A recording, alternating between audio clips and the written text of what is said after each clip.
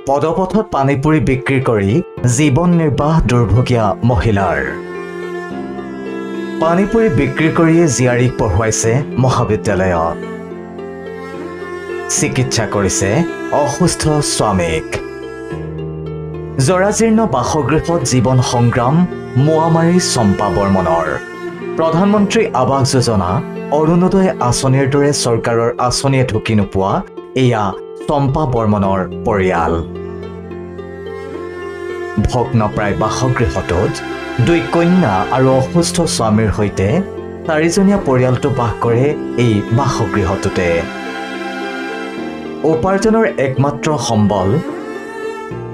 পদপথৰ পানীপুৰি দোকানখনৰ উপাৰ্জনৰ টকাৰে অসুস্থ স্বামীক চিকিৎসা আৰু দুই কন্যাৰ ভৰণ পোষণ দি আহিছে চম্পা বৰ্মনে চৰকাৰৰ কোনো আঁচনিতে নাম অন্তৰ্ভুক্ত নোহোৱা বঙাইগাঁৱৰ কলবাৰী গাঁও পঞ্চায়তৰ অন্তৰ্গত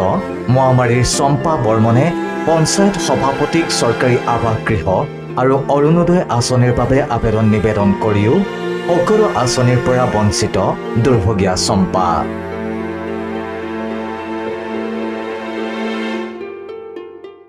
মোৱামাৰী কি নাম চম্পা বৰ্মন ঘৰ পোৱা নাই নেকি অৰুণোদয় আঁচনি ঘৰ পোৱা নাই মোক দিয়া নাই আবেদন কৰিছিল কোন পঞ্চায়তৰ আপুনি এই কলবাৰী পঞ্চায়ত